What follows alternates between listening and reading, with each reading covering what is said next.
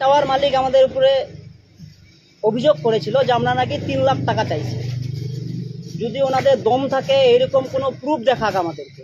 তেশিমলা গ্রাম পঞ্চায়েতের পূর্ব তেশিমলা এলাকায় বেসরকারি কোম্পানির মোবাইল টাওয়ারের কাজ করতে এসে বাধার মুখে পড়ে কর্মীরা।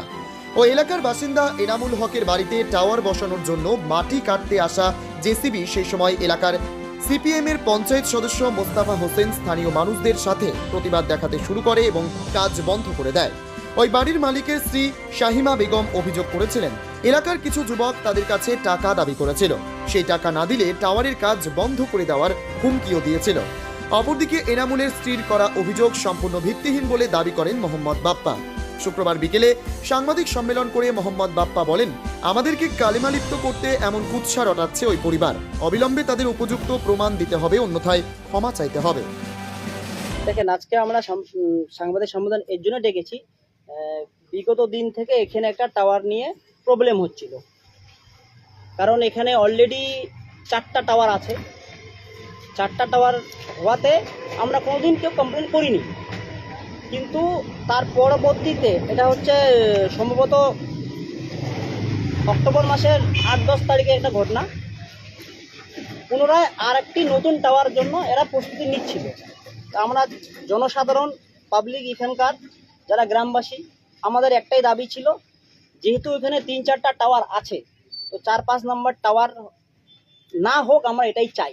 এর জন্যই, আর এটা নিয়ে এর আগেও আপনাদের চ্যানেলে একটা ভিডিও ছিল, তো সেই ভিডিওটা আমি কালকে দেখি। কালকে একটা ঝামেলা হয়েছিল, এখানে কাজ করতে আসছিল, তো সেখান থেকে আমি দেখতে পাই কোদলাবাড়ি নিউজ এবং ডামডিম নিউজে যে সেখানে নাকি আমরা ক্লেম করছিলাম, যেটা ওনাদের বক্তব্য, যে আমরা নাকি টাকা পয়সা চাইছিলাম।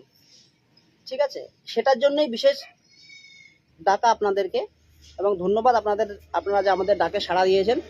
তো এখানে আমি যে টাওয়ার মালিক আমাদের উপরে অভিযোগ করেছিল যে আমরা নাকি 3 লাখ টাকা চাইছি। যদি ওনাদের দম থাকে এরকম কোনো প্রুফ দেখাক আমাদেরকে।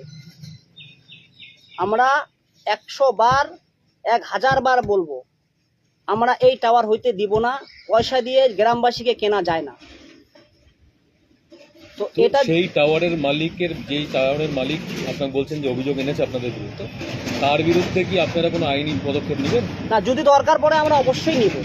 যদি দরকার পড়ে আমরা অবশ্যই নিব।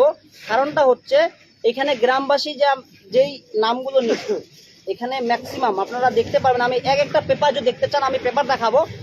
এইখানে আমরা প্রথমে ওনাদেরকে বলছিলাম যে দাদা, এখান থেকে টাওয়ারটা না হলেই সবচেয়ে বড় ভালো জিনিস। কারণ অলরেডি একটা জায়গায় 3-4টা টাওয়ার আছে, তাতে আমরা গ্রামবাসী কোনোদিনও কমপ্লেন দিইনি কোথাও।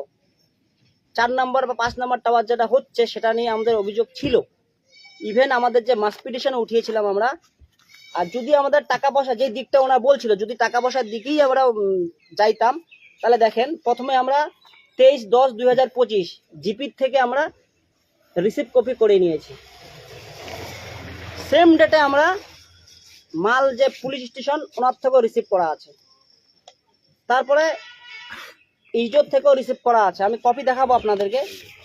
ইজত থেকেও রিসিভ করানো আছে।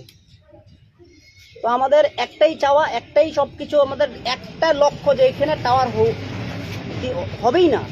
কারণ অলরেডি এতগুলো টাওয়ার আছে। ঠিক আছে, আমি আছি, গ্রামবাসী আছে, তারপরে বিএলওর থেকেও আমরা রিসিভ করিয়েছি। ইভেন মাস পিটিশন অনুযায়ী মাস পিটিশনও আছে আমাদের কাছে। টাকা পয়সা যেটা ওনারা এখন দিচ্ছে বা ব্লেম করছে, সেটা কোনো ভিত্তি, একদম পুরোটাই ভিত্তিহীন। যাতে আমরা বিক্ষোভ যেহেতু কোনো বিষয়ে একটা ফ্রন্ট সাইডে কেউ না কেউ নেতৃত্ব দেয়, সবাই তো আর ফ্রন্ট সাইডে আসবে না। তো যেহেতু আমরা ফ্রন্ট সাইডে আসছি, সেক্ষেত্রে আমাদের একটা ভিত্তিহীন অভিযোগ ওরা আপনাদের মিডিয়ার মাধ্যমে দিয়েছিল। সেটার জন্যই আমরা আবার বলবো ওনাদেরকে, যদি ওনাদের দম থাকে এরকম কোনো প্রুফ দেখা। ইভেন ওনার যে বাবা, যে টাওয়ার যিনি আমাদের উপরে অভিযোগ করেছে, ওনার যে বাবা, আমি আপনাকে দেখাবো, ডিসেম্বর মাসের 24 তারিখে ফোন করেছিল। ডিসেম্বর মাসের 24 তারিখে ফোন করছিল ওনার বাবার নাম্বার এটা, যে তোমাদেরকে কিছু টাকা পয়সা দিয়ে দিচ্ছি, তোমার এই ঝামেলার থেকে সরে যাও। আমাদের তখন একটাই বক্তব্য ছিল যে আমরা কোনো টাকা পয়সা দরকার নাই, এই টাওয়ার হবে না। যদি মনে হয় ওনার বাবাকে আপনারা জিজ্ঞাসা করতে পারেন, বা ওদেরকে যদি ওনার কোনো প্রুফ থাকে, আমরা ওপেন আমাদের সামনে দেখা প্রুফ, ওরা প্রুফ দেখাতে পারবে না। ওরা একটা অভিযোগ দিয়ে জিনিসটাকে ঠান্ডা করার চেষ্টা করছে। কত টাকার কথা বলেছে এখানে? ওরা প্রথমে বলেছিল 3 লাখ টাকার কথা, তারপরে নাকি আবার বলা হয়েছে 2.5 লাখের, তারপরে 2 লাখ। তো একটা সবাই জানে, কৃষিমেলাবাসী সবাই জানে, যদি একটা কোনো টাকা পয়সা চাওয়া যায় তো নিশ্চয় অন টেবিলে বসবে কেউ। এরকম কি ওদের কাছে কোনো প্রুফ আছে, বা কোনো বাই ফোনে কথা হয়েছিল, কোনো প্রুফ আছে ওদের কাছে?